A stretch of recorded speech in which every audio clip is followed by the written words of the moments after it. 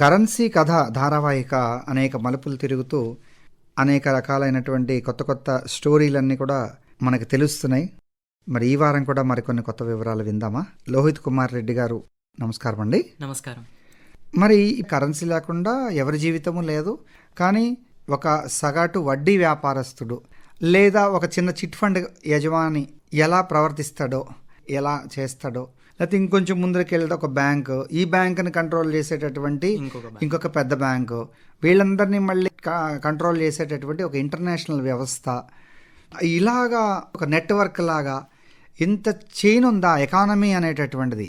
అప్పటి నుంచి మార్కెట్ అంటున్నాం. ఇదే మార్కెట్. ఈ నెట్వర్క్ ఉంది చూడండి. ఈ నెట్వర్క్లో భారతదేశం అన్నది ఒక చిన్న భాగం మాత్రమే.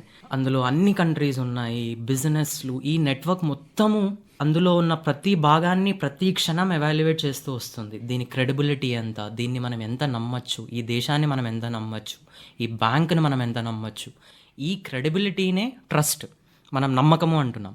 ఆ నమ్మకాన్ని బట్టే వాళ్ళకి డబ్బులు వస్తాయి. సో ఇవన్నీ ఆలోచిస్తుంటే ఇక ఇన్ని కంప్యూటర్లు, ఇన్ని యుద్ధ ట్యాంకులు, లేకపోతే ఇన్ని మిసైళ్ళు, ఇంత శాటిలైట్లు, ఇవన్నీ ఒక పక్క ఉంటే ఈ ఎకానమీలో ఈ లెక్కలు ఏమైనా అటు ఇటు తేడా అయితే ప్రపంచమే షేక్ అయిపోతుంది అనే విషయం అర్థమవుతోందండి. కాబట్టి అవన్నీ టచ్ చేశారు. లాస్ట్లో రిజర్వ్ బ్యాంక్ అనేటటువంటిది ఇలాగ షేక్ అయిపోకుండా ఉండడానికి కోసమే మనకి బ్యాంకులకి డబ్బులు ఇచ్చి వాళ్ళ దగ్గర ఇంట్రెస్ట్లు తీసుకుని ఒకసారి పెంచి ఒకసారి తగ్గించి మళ్ళీ మార్కెట్ని, ఎకానమీ రన్ అయ్యేటట్లుగా, సామాన్యుడు ఎక్కువగా ఇబ్బంది పడకుండా, అలాగే మరి బద్ధకంగా కూర్చుని ఏమీ ఖర్చు పెట్టకుండా ఉండకుండా చేయడానికే ఆర్బీఐ ఇవన్నీ చేస్తుందని చెప్పి మీరు గత కార్యక్రమంలో చెప్పారు. మరి ఈ వారం ఏం చెప్పబోతున్నారు? ఈరోజు మనము ఫారెక్స్ రిజర్వ్స్ అంటే ఏంటి, డాలర్ వాల్యూకి రూపీ వాల్యూకి ఎందుకు అలా పెరుగుతోంది లేదా ఎందుకు తగ్గుతోంది, దీంట్లో అతి ముఖ్యమైన భాగము RBI, reserve bank of India. మన దేశంలోనే కాదు, ప్రతి దేశంలో రిజర్వ్ బ్యాంక్స్ ఉన్నాయి. ఎలా దేశాన్ని గ్రో చేయాలా, లేదా ఇన్ఫ్లేషన్ ఎందుకు అవసరము అంటే మనం మాట్లాడడం బాగానే. ద్రవ్యోల్బణం అంటే ఏం లేదు, రేట్లు పెరగడం, రూపాయి విలువ తగ్గడము అనడం కన్నా రేట్లు పెరిగిపోవడం అనడం కరెక్ట్. ఎందుకంటే గూడ్స్ అవే ఉన్నాయి, కాకపోతే దాన్ని కొనడానికి కావాల్సిన డబ్బు పెరిగిపోతుంది. దాన్నే ద్రవ్యోల్బణం అన్నాం మనం. ఈ ద్రవ్యోల్బణం అనేది ఎలా వస్తుంది, ఏంటి, ఇవన్నీ కూడా మా శ్రోతలతో పంచుకోండి. ద్రవ్యోల్బణము లేదా ఇన్ఫ్లేషన్ ఎందుకు జరుగుతుంది అంటే, ఈ డబ్బుని ఎలా కంట్రోల్ చేస్తాము లేదా ఈ డబ్బుని జనాల చేతుల్లోకి ఎలా కంట్రోల్ చేస్తాము అనేది ఆర్బీఐ ఆ ఇంట్రెస్ట్ రేట్స్ ద్వారా కంట్రోల్ చేస్తుంది. అది మనం ముందు మాట్లాడుకున్నాం. ఇప్పుడు ఫారెక్స్ రిజర్వ్స్ అని మనం వింటూ ఉంటాం, ఫారిన్ ఎక్స్చేంజ్ రిజర్వ్స్ అంటాం అనమాట. రూపాయి విలువ ఎందుకు తగ్గుతోంది, ఎందుకు పెరుగుతోంది అని ఒక టాపిక్ వచ్చింది. అక్కడ మనం ఒక చిన్న ఎగ్జాంపుల్తో మాట్లాడుకున్నాం. ఇప్పుడు రిజర్వ్ బ్యాంక్ ఆఫ్ ఇండియా ఎలా దాన్ని మేనేజ్ చేస్తుంది, కంట్రోల్ చేయడం అనడం కన్నా మేనేజ్ చేస్తుంది అన్నదాన్ని చెప్తాను. ఇప్పుడు రూపాయి విలువ పడిపోతుంది, లేదా మన రూపాయికి మన దగ్గరకు వచ్చే గూడ్స్ తగ్గుతున్నాయి, సో మన దగ్గర డాలర్లు లేవు. అప్పుడు ఏం చేస్తుందంటే ఆర్బీఐ తన దగ్గర కొన్ని రిజర్వ్స్ పెట్టుకుంటుంది. ఎప్పుడు కొన్ని లక్షల కోట్లు రిజర్వ్స్ ప్రతి దేశం దగ్గర ఉంటాయి. ఇప్పుడు రూపాయి విలువ పడిపోతుంది అంటే రూపాయి సర్క్యులేషన్ మార్కెట్లో ఎక్కువ ఉంది, డాలర్ల సర్క్యులేషన్ తక్కువ ఉంది.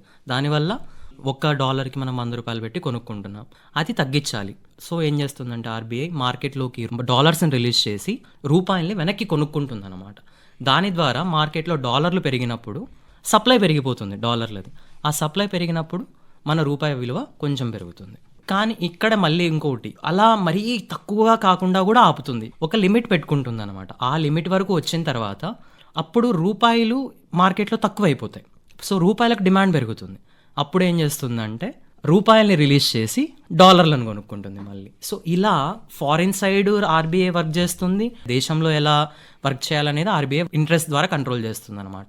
ఇలా రెండు పక్కల, ఇటు బయట నుంచి ఇటు లోపల నుంచి RBI as an independent entity work చేస్తుంది.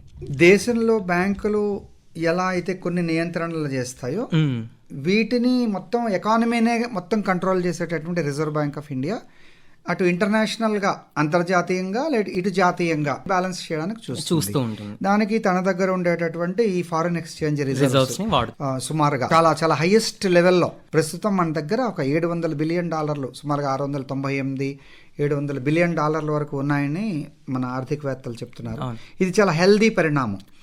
అంటే ముఖ్యంగా మన విదేశాల్లో ఉండేటటువంటి అనేక మంది భారతీయులు ఇండియాలో డబ్బు దాచుకునే ఉద్దేశంతో డాలర్లు పంపించడంతో అలా కూడా మన రిజర్వ్స్ పెరుగుతుంటాయి. ఎక్స్పోర్ట్స్ వల్ల వీటన్నిటి వల్ల కూడా కొంతవరకు పెరుగుతాయి. మనం బ్యాలెన్స్ గురించి మాట్లాడేటప్పుడు ఇంకొకటి, ఇంపోర్టర్స్ అంటే బయట నుంచి కొనేవాళ్ళు, మన దేశంలోకి తెచ్చే వాళ్ళు డాలర్లో పే చేయాలి.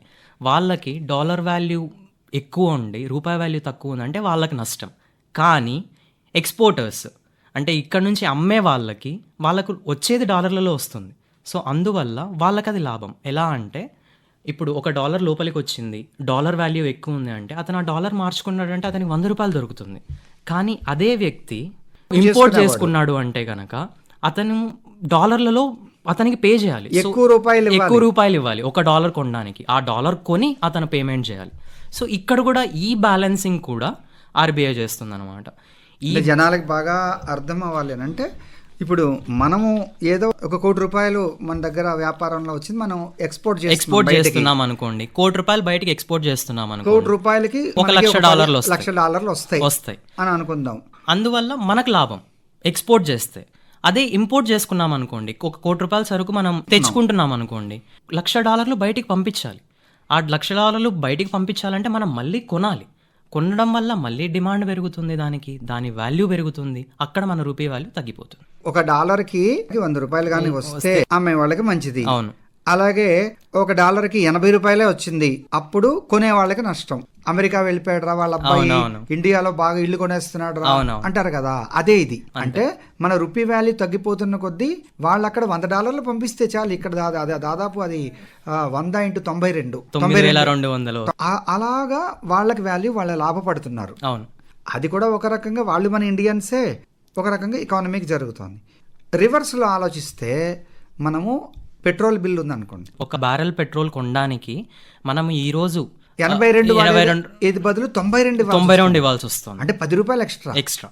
అలా మీరు లక్షల బ్యాలర్లలో తీసుకునేటప్పుడు లక్షల కోట్ల రూపాయలు ఎక్కువ అయిపోతుంది. కాబట్టి అదా అనేటటువంటిది బ్యాలెన్స్ చేయటము ఆర్బీఐ చేస్తుంది. ఏది ఎక్కువ ఉండాలి, ఇప్పుడు మనకు రూపీ వాల్యూ పెరగాల, డాలర్ వాల్యూ పెరగాల, లేదా డాలర్ వాల్యూ తగ్గాల, రూపీ వాల్యూ పెరగాల, ఈ బ్యాలెన్సింగ్ అంతా ఆర్బీఐ చేస్తుంది. అది దేశీయ మార్కెట్లో తను కొంతవరకు బలంగా చేయగలదు.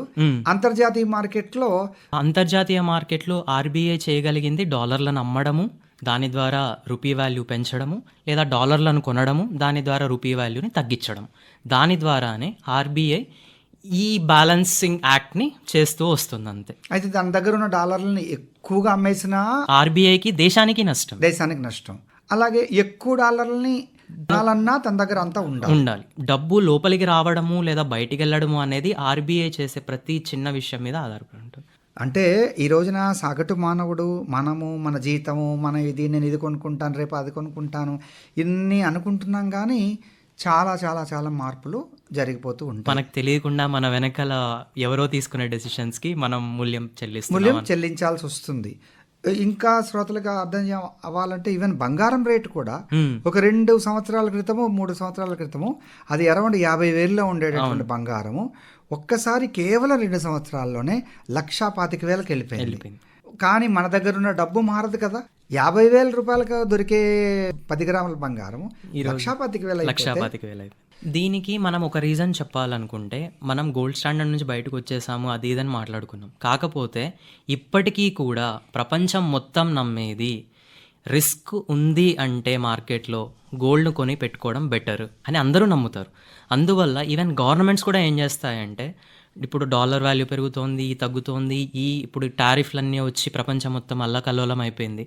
ఇప్పుడు ఏ దాంట్లో పెడితే ప్రాబ్లం తక్కువ ఉంటుంది అంటే అందరికీ గోల్డ్ ఒకటే కనపడుతుంది, గోల్డ్, సిల్వర్, మెటల్స్. సో అందరూ మళ్ళీ తిరిగి ఆ గోల్డ్ స్టాండర్డ్కి వెళ్ళాలని ట్రై చేస్తున్నారు. దానివల్ల 50,000 ఉన్న ఒక తులం బంగారం లాస్ట్ ఇయర్ లేదా అంతకుముందు ఇయర్ ఈరోజు 1,25,000కి వచ్చింది. డిమాండ్ అండ్ సప్లై, మళ్ళీ డిమాండ్ పెరిగిపోయింది, సప్లై తక్కువ ఉంది, సో కాస్ట్ పెరిగిపోయింది. దీన్ని సైన్స్లో ప్రోగ్రెసివ్ ఇవల్యూషన్, రెట్రోగ్రెసివ్ ఇవల్యూషన్ అని అంటుంటారు. ముందేంటంటే చిన్న కణం నుంచి మొదలుపెట్టి పెద్ద మనిషి వరకు వెళ్ళటం అదే ఒక పరిణామం అని అనుకుంటే, ఒక దగ్గర అక్కడి నుంచి రివర్స్లో రావటము అవును మళ్ళీ అలాగే కనబడుతుంది. అంతే. మనం ఎక్కడ ప్రయాణం మొదలుపెట్టి ఇంత దూరం వచ్చామో మళ్ళీ అలా కాదు, మళ్ళీ గోల్డ్ వరకే వెళ్తాము, గోల్డ్నే దాచుకుంటాము అని అంటే అర్థం ఏంటి? సో ఇవన్నీ కూడా మారిపోతూ వస్తాయి. ఇక్కడే ఆర్బీఐ ఏం చేస్తుంది అంటే, ఈ ప్రోగ్రెసివ్నెస్ అన్చెక్డ్ లేకుండా, అంటే ఇష్టం వచ్చినట్టు పెరగకుండా కళ్ళెం వేస్తుంది. అట్ ద సేమ్ టైం కంప్లీట్గా ఆగిపోకుండా కొంచెం పుష్ చేస్తూ వస్తుంది, సపోర్ట్ కూడా చేస్తుంది అనమాట. అదే ఆర్బీఐ చేసే దేశీ మార్కెట్లో అంతే, విదేశీ మార్కెట్లో తన ఇండియాకి సంబంధించి అలానే చేస్తుంది. తర్వాత ఇప్పుడు గవర్నమెంట్ చాలా సందర్భాల్లో తనకి డబ్బులు కావాలి, అవును, తన దగ్గర అంత డబ్బులు అవి ఉండవు. అలాంటప్పుడు చాలా దగ్గరలా తెచ్చుకోవడము లేదా బాండ్స్ రిలీజ్ చేయటము అట్లా కూడా అంటుంటారు కదా. ఈ బాండ్స్ అంటే ఏంటి? ఈ బాండ్స్కి గవర్నమెంట్ డబ్బులు ఎలా ఇస్తుంది, ఎలా గ్యారంటీ ఇస్తుంది? మనం చాలామంది గవర్నమెంట్ కూడా ఒక బిజినెస్ చేస్తుంది అన్న దృష్టిలో చూసామంటే ఇది చాలా ఈజీగా అర్థం చేసుకోవచ్చు అండి. ఎలా అంటే గవర్నమెంట్ ఏం చేస్తుంది, దేశాన్ని నడిపే బిజినెస్లో ఉంది. దానికి ఆదాయం ఎక్కడి నుంచి వస్తుంది? మనం కట్టే ట్యాక్సులు లేదా మనం ఇచ్చే డబ్బులు, ఇవన్నీ వీటి నుంచి డబ్బులు వస్తున్నాయి దానికి. ఈ డబ్బులతో తను ఇన్ఫ్రాస్ట్రక్చర్ డెవలప్మెంట్ కోసము లేదా ట్యాక్స్, డిఫెన్స్ ఎక్స్పెండిచర్ ఇవన్నీ చూస్తుంది. ఇక్కడ మనం చాలాసార్లు వింటుంటాం బడ్జెట్ డెఫిసిట్ అని, లోటు బడ్జెట్ అని. అంటే గవర్నమెంట్ మేము ఇంత ఖర్చు పెట్టాలనుకుంటున్నామని చెప్తుంది, కానీ గవర్నమెంట్ దగ్గర అంత డబ్బు ఉండదు. అలాంటప్పుడు గవర్నమెంట్ దగ్గర 2 దారులు ఉన్నాయి. బయట నుంచి అప్పు తెచ్చుకోవచ్చు, బయట నుంచి తెచ్చుకోవాలనుకుంటే కనుక వరల్డ్ బ్యాంక్ కానీ లేదా IMF నుంచి కానీ తెచ్చుకోవచ్చు, లేదా మార్కెట్ ఫోర్సెస్ అంటాం.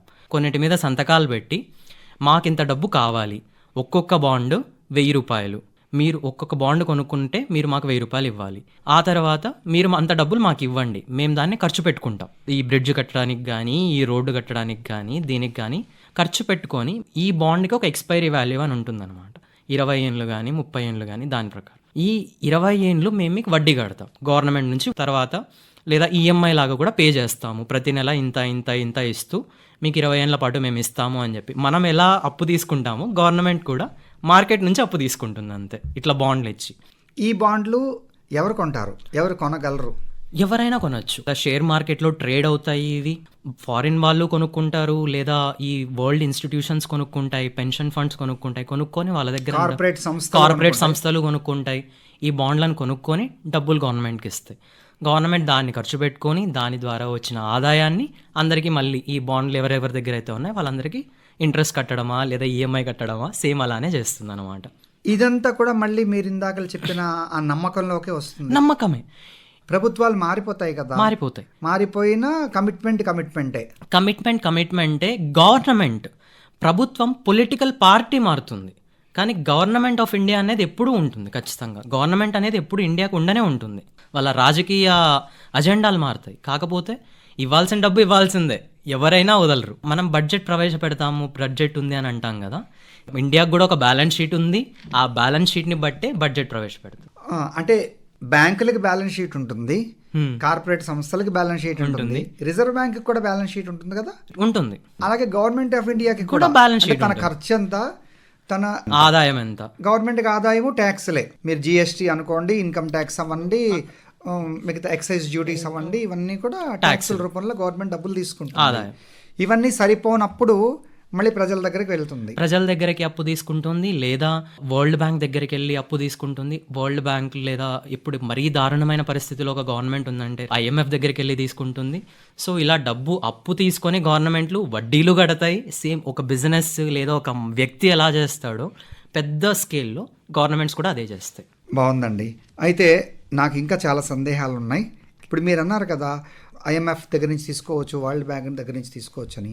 అట్లా ఆర్థిక సంక్షోభంలో పడిపోయినటువంటి అనేక దేశాలు, లైక్ ఈవెన్ పాకిస్తాన్ కానీ, ఇప్పుడు మన శ్రీలంక కానీ, మాల్దీవ్స్ కానీ, ఇవన్నీ కూడా వాటి ఎకానమీలో ఎక్కడికో అట్టడుగు స్థాయికి వెళ్ళిపోయి మళ్ళీ డెట్ ట్రాప్లో పడిపోతాయి. అంటే అప్పుల ఊబిలో కూరుకుపోవడం, అప్పు తీర్చడానికి తిరిగి అప్పు చేయడం. మళ్ళీ అసలు ఎప్పుడు తీరుస్తారు, ఎలా తీరుస్తారు? కంట్రీలు అలా అయినప్పుడు ఏమవుతుంది? ఇది నా సందేహము. అయితే ఈ వారం ఈ ప్రశ్నని గుర్తుపెట్టుకొని వచ్చే వారం మీరు నాకు ఆన్సర్ తప్పకుండా మాట్లాడదాం. ధన్యవాదాలండి. నమస్కారం.